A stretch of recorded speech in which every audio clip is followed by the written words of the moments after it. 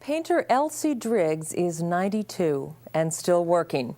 In the 1920s, she was one of the Precisionists, a group known for their paintings of the machine age. Driggs traces her first major work to a prophetic experience she had as a child while on a journey from western Pennsylvania back east with her family. We were on a night train. My brother and sister and I had fallen asleep. And out of a sound sleep, our parents woke us to see the sky over Pittsburgh at night.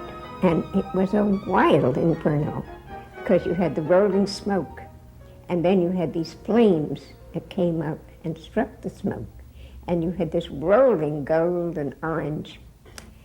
And I promised myself that I would one day come back and paint it. Elsie Driggs did return 20 years later to paint that night sky. But steel forging methods had changed and the sky was dark. Now the young artist saw something different, the big forms of the mills themselves. Well, Pittsburgh painting had a lot to do with what went on before the Pittsburgh painting, when she was in Italy. She became friendly with Leo Stein and his wife. They were staying at the same hotel in Italy. And in the evenings, we would go out to dinner to my favorite restaurant on the Via Bottega Oscuro. And he talked and talked and talked about Piero della Francesca. I realized how important he was to me when I did the painting of Pittsburgh. I've been saying, why do I find this factory beautiful? And then I realized that the sheer classicism of Piero della Francesca, the simplicity, was what had struck me. There, the throats, the necks, had no incident in them at all. They were columns. The face wasn't oval, it was all classicist. And the drapery, everything led to pointing my vision toward this painting. So people would say to me, how did you come to paint that painting? I'd say, that is my Piero della Francesca. By seeing the classic beauty of a factory, Elsie Driggs hit a movement right on the head. She became one of a group of Precisionist painters that included Charles Sheeler and Joseph Stella, among others. They're relating to the industrialism, they were relating to machine images, factories, all this kind of stuff. They thought that technology was going to solve their problems. It was going to make a better world. On a trip out to River Rouge to sketch the Ford plant, Elsie Driggs took her first airplane ride. The pilot had asked me to sit with him for a while, and when you sit out on the nose of one of those planes, you know you are really flying. Later, I went out to the airfield. They let me draw it. Side view, front view, I went around under it. It's one of the first really important paintings of an airplane.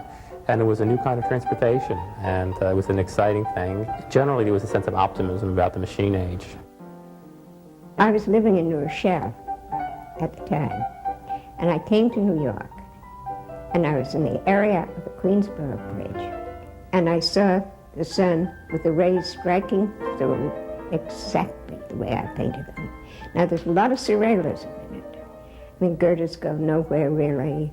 The circular staircase whirls by itself, but the sun was striking through, and there were those bands of light. A bridge, an airplane, a factory. These are the paintings Elsie Driggs is best known for, but her work is not so simply described. She began to do a series of watercolors in the 20s that are very tight. They are really concerned with form and color.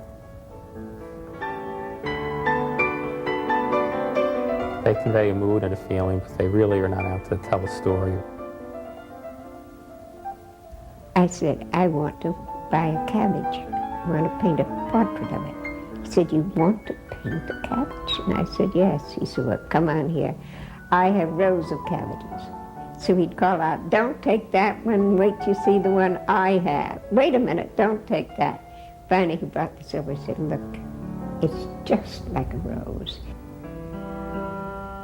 You don't think of organic forms as being precisionist, but she could have very sharp contours around the leaf forms, and then in certain areas she could totally erase the contours. So what you have is something very modernist looking that's really like no one else's plants at the time. I wanted to get away from the extreme classicism of the Precisionist movement. So I painted a building that had a great deal of stonework, elaborate bas-relief on it, and I could paint it with a loaded brush.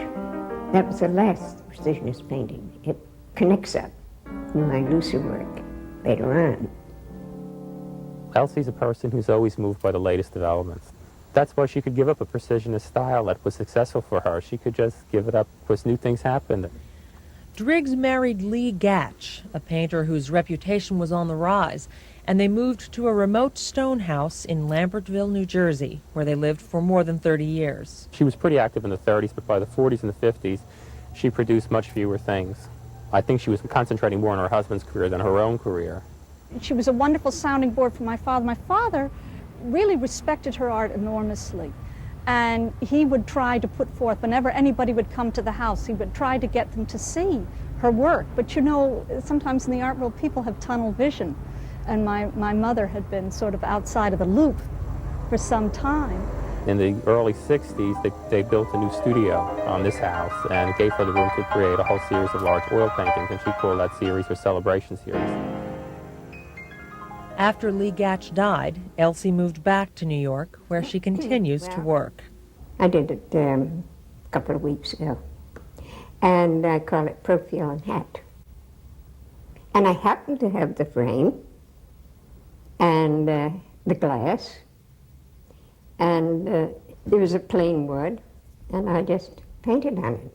She doesn't settle into one subject or one style of painting. There's a great variety in her things, and she's very complex. But there's an underlying sense of Elsie Driggs in everything. Wherever my mother is, whatever my mother's eye lights on, becomes magic to her.